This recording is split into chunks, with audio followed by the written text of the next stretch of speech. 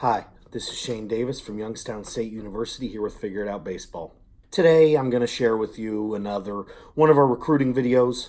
We haven't had many go up lately. Right now, depending on when you're watching this is the spring of 2020, and we are, at least in the state of Ohio, we are currently on lockdown with the coronavirus. I figured this would be a great time to reach out with some other things, or maybe emphasize some things that have been talked about in our other recruiting videos. Today, what I mostly want to talk about is the onus on you as a parent, potentially a high school or club coach, but most especially as a future or prospective student athlete.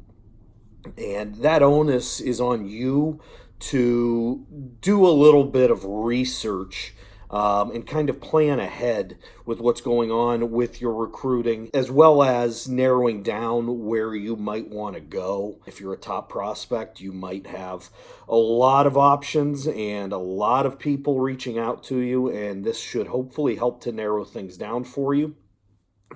Likewise, if you're somebody that may need to be a little bit more proactive in your recruiting, I think this could help you kind of narrow things down. So this should help you to narrow things down on both ends of that spectrum. This onus is on you to do research and to have a plan for where you want to go. And by research, I'm going to leave the academic part out because I think we've hammered that home pretty well.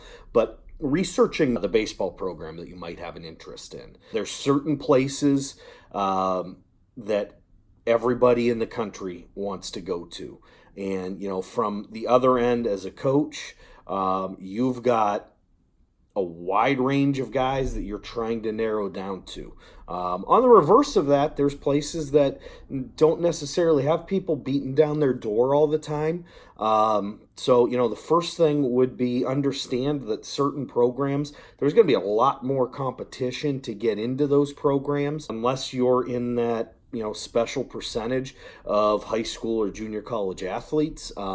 Your options may be a little bit limited there. So, first off, kind of dovetailing into this, be realistic and, watch games on TV, go to games if they're local, and be honest with yourself as to whether or not you could see yourself on that field with the guys that are out there.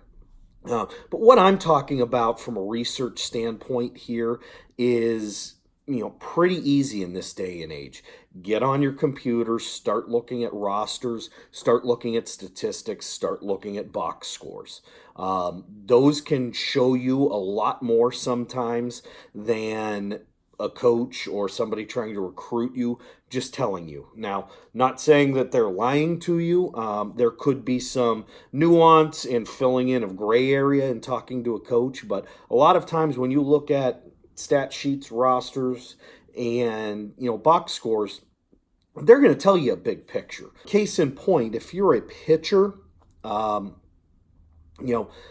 on and look at the website, and if you feel like you need more special attention to develop, maybe you're you're that piece of coal that needs to be turned into a diamond. Go and look and see, is this a team that has 20 guys on their pitching staff? There's usually only one pitching coach. Am I going to get that time that I need to develop? On the flip side of that, you feel like you're ready to compete right away. Your number one goal may be, I want to play as a freshman. Go and look at box scores, look at stat sheets, look at rosters. If a team has 17 to 20 pitchers, and every year 3 or 4 of them are freshmen, and the last 5 years, those 3 freshmen in each class have tallied about 18 innings between the 3 or 4 of them, odds are you're not that special that you're going to be able to come in and be that guy that's in the weekend rotation as a freshman. Likewise, I'm a smaller guy. If I were a pitcher, I'm about 5'8", 5'9", 5'10" on the roster.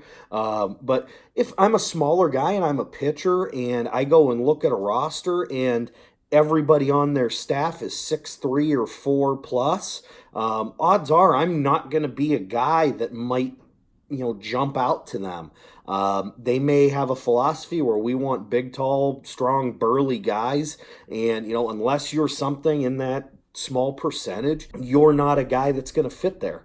On the offensive side, if you're a guy that's more of a spray the ball around contact guy that really runs, look at a roster and see, are these just a bunch of big bangers? Or go to a game and see, are these a bunch of big bangers? Am I going to fit there?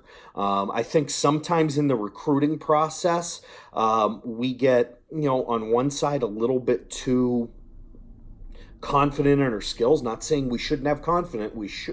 We should, but I think we have a little bit too much faith in us being able to be the exception than being somebody that follows the rule. I think sometimes we try to force, that square peg in a round hole in the recruiting process. Be realistic with what you want. Understand and research what programs are doing. Most places will post their rosters in the fall. At the Division I level, we're only allowed to carry 35 guys in a spring. If you look at a roster for certain schools, you're going to see 40 to 50 guys listed on their roster in the fall. Those guys are decommitting or transferring or being cut. This isn't saying that there's anything bad behind it or bad intentions. That's just how some programs operate. So some of the onus on you as a recruit is to do your research and trust the data, numbers, and facts that can be pretty easily found on just about every website. Once again, this is Shane Davis from Youngstown State University. I hope you got something out of here. We elaborated on some things found in our previous recruiting videos. I encourage you to go back and look at any of my recruiting videos, as well as I'm starting to really dive into the catching side of things, starting to build our library there. So thanks for joining me, and look forward to joining you again soon.